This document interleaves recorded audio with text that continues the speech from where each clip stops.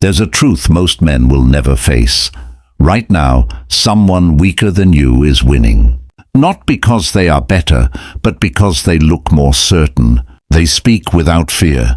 They move without permission. They act as if the world already belongs to them and the world believes them. You, on the other hand, hesitate. You think before you strike. You wait for the perfect moment, and as you wait, someone else takes what was meant to be yours. Confidence is not a trait, it is a weapon, and the one who carries it controls everything. This is not a sermon about motivation. This is a doctrine for control, not comfort, for power, not peace. You were taught to wait, to obey, to seek approval before you move. You were trained to serve, not to command. And now the world rewards your silence with invisibility. What you call humility, they call weakness. What you call patience, they call fear. What you call kindness, they call opportunity. The world is not fair. It never was. It bends for those who act certain and breaks the ones who hesitate. You weren't born weak. You were conditioned to be. Every apology, every doubt, every approval you begged for was another chain added to your mind. There's a voice inside you. It questions everything. Should I speak? Will they like me? Do I belong here? That voice is not you. It is the inner servant, the obedient version of you, built by years of pleasing others. He flinches at judgment. He apologizes before speaking. He seeks permission to exist. And as long as he lives, you will never be free. It's time to bury him. The servant dies tonight. Not with anger, but with clarity. Confidence isn't pretending. It's remembering. You were once unafraid. Before the world tamed you, you spoke, moved, and acted with pure instinct. Now you reclaim that instinct. Not through words, but through defiance. Every time you want to shrink, expand. Every time you want to explain, pause. Every time you want to apologize, stare. Dangerous confidence doesn't come from feeling ready. It comes from doing what the servant would never dare. Walk faster, stand taller. Stop nodding, stop seeking eyes to approve your existence. You don't need validation, you need silence. Because silence is where power is born. The first stage of transformation begins in stillness. When you stop trying to prove yourself and start observing. Look around you. The loudest ones are often the weakest. The real threats are the quiet ones, the ones who don't rush to be heard. They wait, they measure, they control.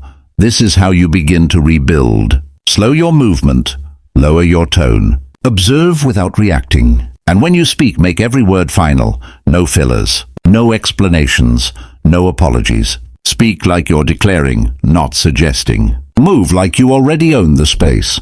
When you stop asking for permission, the world starts giving you respect. Not because you demand it, but because you radiate it. You become unpredictable, unshakable, untouchable. And slowly something terrifying happens. The world stops testing you. It starts adjusting to you. That's when you understand. Power doesn't begin in your muscles or your words. It begins in your stillness. It begins when you stop chasing and start commanding. So from this moment, erase the servant, the one who doubts, the one who hesitates, the one who waits for validation. This is your rebirth. This is the beginning of dark confidence. Welcome to the philosophy of darkness. The world moves in chaos. Crowds shout, people rush. Everyone speaks louder, faster, more desperate to be noticed. But the one who controls himself controls them all. Control begins in silence. When your mind stops reacting to noise, you begin to hear what others cannot. The pulse beneath every conversation, the fear behind every word, the weakness behind every mask. Most people listen to reply. You must listen to rule, because power does not come from speaking.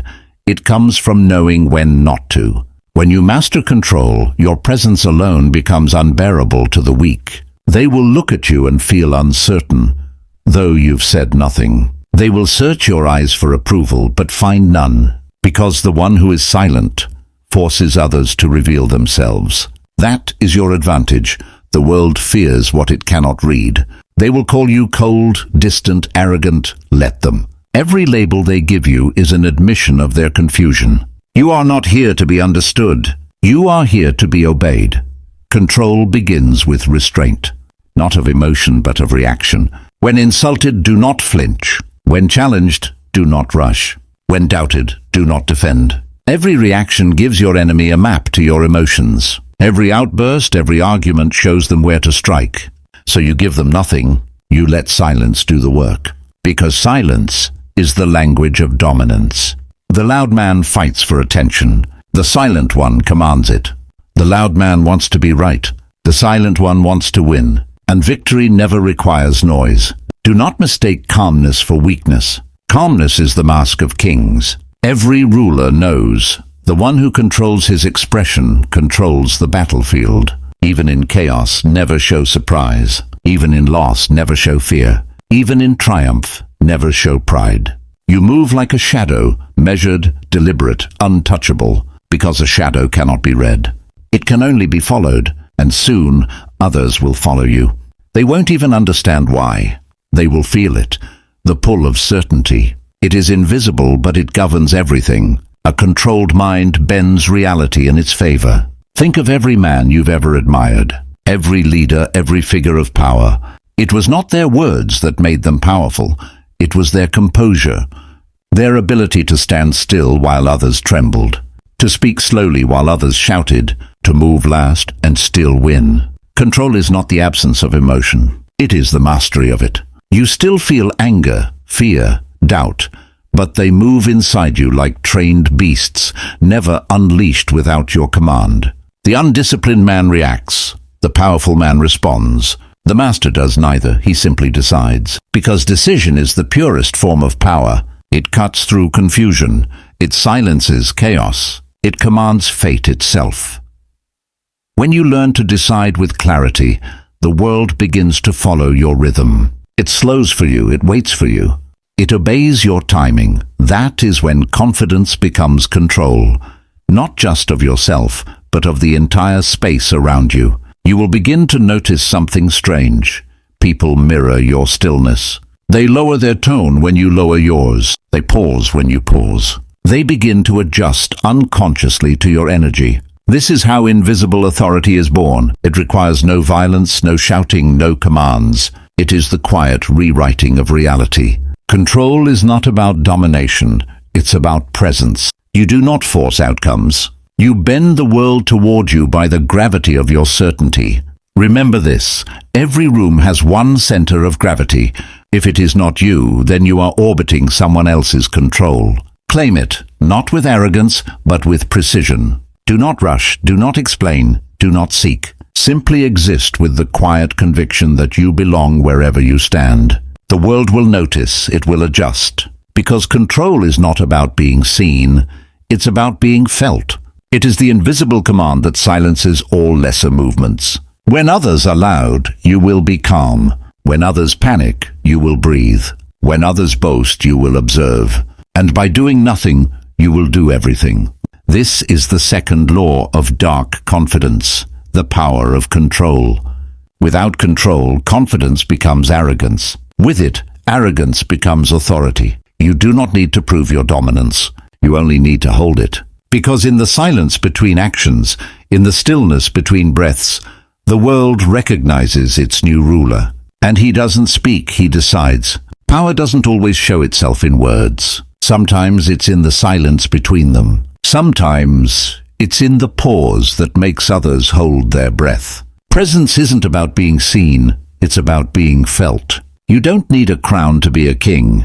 You need gravity, the kind that makes the air heavier when you enter, the kind that commands without asking. Presence begins in restraint. When you stop fighting for space, the world makes room for you. When you stop proving, people start assuming, because what you no longer chase starts chasing you. It's not arrogance, it's awareness. You've learned that movement is not progress, that noise is not strength. So you move slower, you speak less, and somehow everything starts to bend toward you.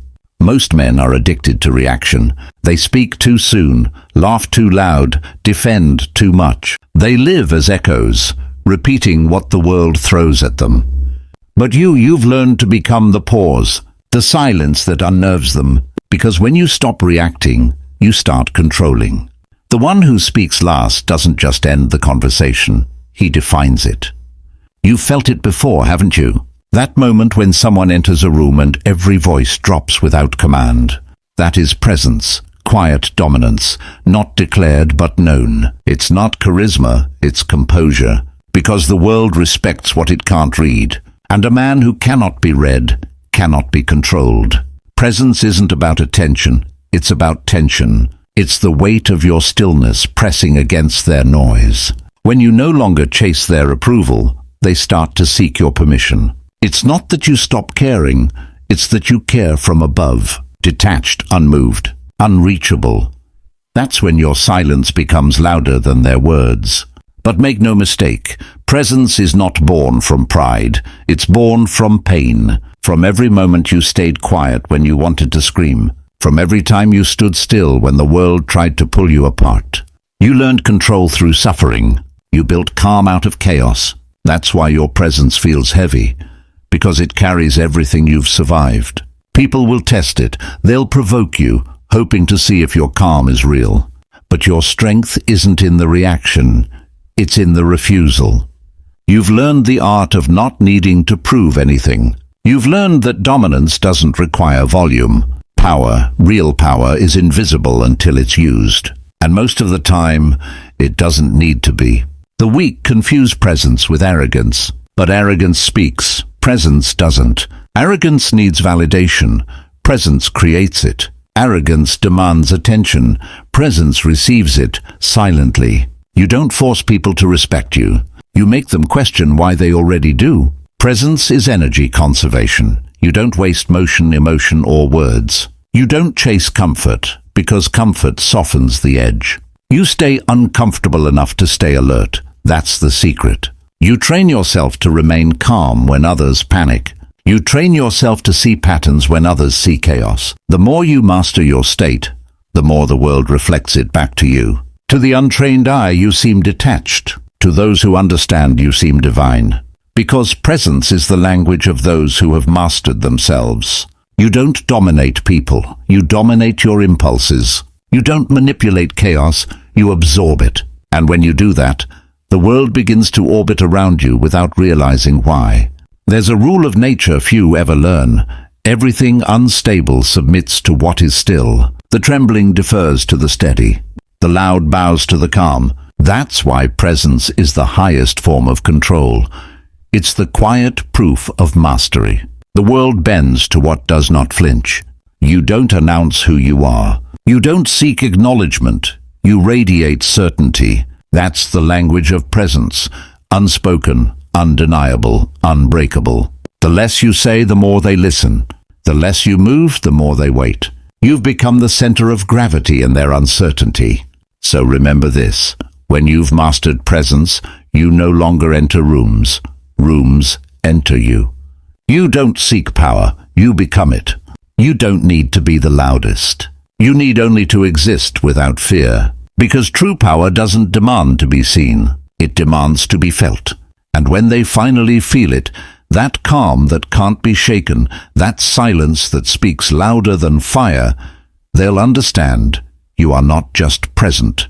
You are the storm that learned to stand still. This is the weight of presence. This is dark confidence. Power is rarely taken. It's given freely, unknowingly, by those who don't understand it. Most people crave comfort more than truth, safety more than clarity. That's why the few who understand influence never need to shout. They simply direct emotion, while others believe they're choosing freely. Manipulation isn't evil, it's design. It's the art of moving unseen, of shaping minds without touching them. The world runs on emotion, fear, pride, desire, guilt. And whoever controls emotion controls the outcome. To manipulate is not to deceive, it's to understand. And those who understand will always rule those who react. The first rule, never fight reality, shape it. The weak resist what they cannot change. The powerful mold it in silence. You don't force people to obey. You make them want to. You plant thoughts so deeply they grow as their own. The greatest influence feels natural, like destiny. Every person is ruled by a wound. the need to be seen, loved, or forgiven. Find that wound and you find control. Speak not to the surface, but to the pain beneath. The moment someone feels understood, they will trust you completely. That's why manipulation doesn't require lies, only precision. The second rule, appear harmless. The strongest hand hides its grip. You smile, you nod, you agree, you let others speak while you listen. You don't interrupt, you collect information. By the time they finish, you already know what drives them. The fool demands control, the wise create it. Subtlety is your blade. Loudness breaks the illusion, silence sharpens it. When you make people feel, you no longer need to make them think. Emotion blinds logic faster than any weapon. Learn to create emotion, not through force, but through atmosphere. A look, a pause, a word delivered too softly. Power hides in the quiet details. The third rule, control yourself first. You cannot manipulate the world if you're still a slave to your reactions. The moment you flinch, explain, or defend, the spell is broken. Stay calm when insulted. Stay silent when praised. Watch, measure, respond only when it serves your outcome. Self-control is the highest form of manipulation. Most men talk too much, reveal too much, move too fast. They don't realize their own emotions are levers waiting to be pulled. But the Machiavellian mind moves differently, slow, observant, deliberate. You don't chase influence, you create gravity. People start adjusting to your energy without knowing why. True manipulation isn't about destruction, it's about direction. You don't use influence to hurt, you use it to guide. You become the architect behind the illusion of choice. The conversation bends around you, the moment becomes yours. You master tone, silence, rhythm. Every gesture becomes a message. A still gaze replaces 1,000 words. You learn the timing of tension, when to let someone speak, when to cut the air with a single word. Because power doesn't shout, it waits. And when you do speak, you do so like a ruler. Calm, slow, final. You never argue, you never explain, you never chase agreement. The moment you try to be understood, you lose control. Let them misunderstand. Let them wonder. Mystery is stronger than clarity. But there's danger here. If you manipulate too long, you risk losing yourself inside the mask. Influence bends both ways. The image you project will eventually start shaping the man beneath it. So keep your motives clean. Don't manipulate to feed the ego. Manipulate to build the world as you see it. Because true power is quiet. It doesn't demand to be seen. It moves like smoke through locked doors. Invisible, undeniable. When you master it, you no longer need control. The world begins to move according to your stillness. You stop reacting, you start conducting. You stop chasing, you start choosing. You stop speaking, you start commanding. That's the art of manipulation. A silent war fought with patience, precision, and poise. A weapon not of deceit, but of understanding. The world doesn't belong to the loud or the honest. It belongs to the aware. There comes a point where control, presence, and confidence are no longer enough. You've mastered silence, precision, and restraint, yet something remains. The final illusion. The lie that keeps even the powerful chained, the need to win. Most men spend their lives proving something, to the world, to their enemies, to the ghost of who they used to be. But the untouchable man proves nothing. He knows that the moment you need to prove, you've already surrendered control. True power is not victory, it's detachment. You no longer fight for dominance, you become dominance itself. You no longer react to resistance, you become resistance. The room no longer tests you, it adjusts around you. The final stage of power isn't conquest, it's indifference. Not apathy, but an elevated calm that says, I don't chase outcomes, I shape them. The untouchable man doesn't compete for attention. He withdraws it, he doesn't crave to be seen. He makes absence his greatest weapon, because what people can't predict, they start to fear. What they can't move, they start to respect. That's the secret the world hides. Power isn't in being loved or feared. It's in being beyond both. You've seen the patterns. The servant who obeys, the manipulator who pulls strings, the ruler who commands. But the final archetype is the ghost, the one who exists above all systems, untouched by judgment or expectation. You move through life like smoke, never trapped, never grasped. You no longer announce your value, it's felt. You no longer defend your truth, it stands without you. That's when you've crossed the final threshold, when your presence alone bends perception, and your silence echoes louder than the voices of men who still need to explain. To become untouchable, you must first bury the desire to be understood. Because the need for understanding is the last chain of dependency. The moment you stop explaining yourself, you free yourself. People will misunderstand you. Let them. Their confusion is proof of your depth. Understand this. People attack what they envy but can't access. They mock what they secretly desire. They project their weakness onto the few who stand alone. Let them speak. While they try to define you, you move in silence. While they gossip, you build. While they chase applause, you collect leverage. The world shouts, you calculate. The untouchable man doesn't defend his reputation. He designs it. He knows perception is a mirror, not a prison. So he lets others see what serves him and hides what empowers him. He doesn't correct lies. He lets them grow. Because every false story told about you creates distance, and distance is power. When the world tries to provoke you, it's because they need reaction. Don't give it. That's the highest form of dominance, to be immune to provocation. You don't rise to their noise. You lower them into your silence. You've killed the servant. You've silenced the manipulator. You've embodied the ruler. Now you disappear into the myth. You become the shadow that others measure themselves against. Unseen, unpredictable, unmovable. This is not arrogance, it's transcendence. You no longer move for validation, attention, or revenge. You move only for impact. And when you return, when your name is whispered in rooms you've never entered, you'll understand the final truth. Power is not in being followed. It's in being remembered. They'll recall your calm, your stillness, your silence. They'll remember how you never argued, never begged, never explained. How every word you spoke landed like judgment, and how every silence from you carried more weight than their endless noise. This is the final lie, that you ever needed their approval at all. You don't, you never did. You were only waiting to believe it. Now step into the silence fully. No noise, no apology. No need, just the quiet authority of a man who no longer seeks permission to exist. From this moment, you are not chasing control. You are control. You are not seeking respect. You radiate it. You are not trying to be powerful. You embody power. The servant died. The manipulator evolved. The ruler rose. But the untouchable, he endures. He is the last doctrine of dark confidence, unseen, unshaken, unforgettable. And when the world looks for you, they won't find you where you stood. They'll find you everywhere they feel your silence. Because you've become what they can never control. A man who no longer needs anything from anyone. That is the final form of power. That is the birth of legend. This is philosophy of darkness. Like and subscribe. Return when you're ready to rule in silence.